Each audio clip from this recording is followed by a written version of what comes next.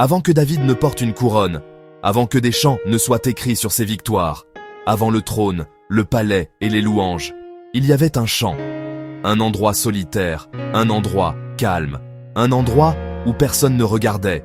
Et si la saison la plus importante de votre vie était celle que personne n'applaudit, c'est l'histoire de David, non pas en tant que roi, mais en tant que berger, apprenant à faire confiance à Dieu.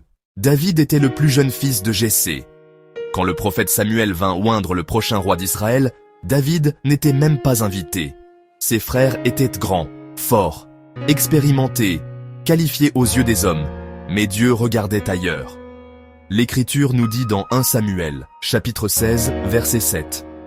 L'Éternel ne considère pas ce que l'homme considère.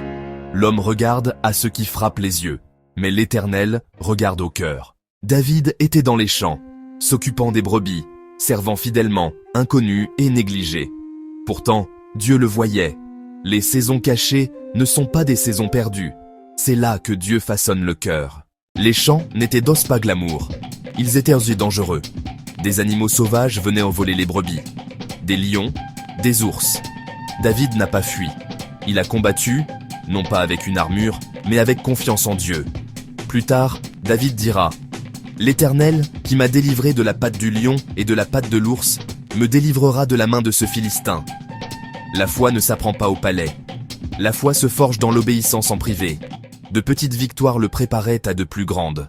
Dans le calme des champs, David a appris à adorer. Beaucoup de psaumes sont nés dans la solitude. Des chants écrits, non pas pour les foules, mais pour Dieu seul. L'Éternel est mon berger, je ne manquerai de rien. Psaume 23. David connaissait Dieu non pas comme un souverain lointain, mais comme un berger personnel.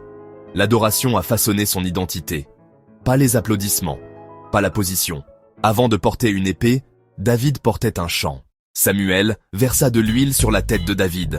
L'Esprit du Seigneur vint puissamment sur lui. Mais rien ne changea immédiatement. David ne devint pas roi du jour au lendemain. Il retourna au champ. L'onction n'annule pas le processus. L'appel n'élimine pas l'attente. Dieu révèle souvent la destinée bien avant de la libérer. La saison d'attente enseigne l'humilité, la patience et la dépendance. Quand David affronta Goliath, cela ressemblait au moment décisif. Mais la vraie bataille avait déjà été gagnée. Dans la prière, dans l'obéissance, dans la confiance.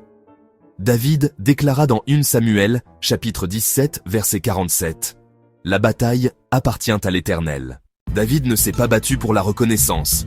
Il s'est battu à partir de sa relation avec Dieu. La victoire publique était le débordement de la fidélité privée. Après la victoire vint l'adversité. Saül poursuivit David. La jalousie remplaça la célébration.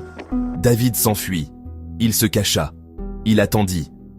Pourtant, même dans les cavernes, David refusa de faire du mal à Saül. Pourquoi ? Parce que David faisait confiance au timing de Dieu.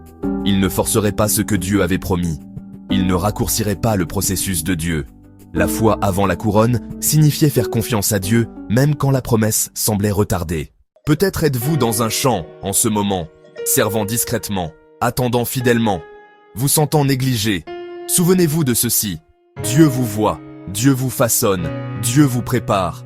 Votre foi aujourd'hui vous prépare à ce que Dieu vous confiera demain. Prière de clôture. Seigneur, enseigne-nous à te faire confiance dans les saisons cachées.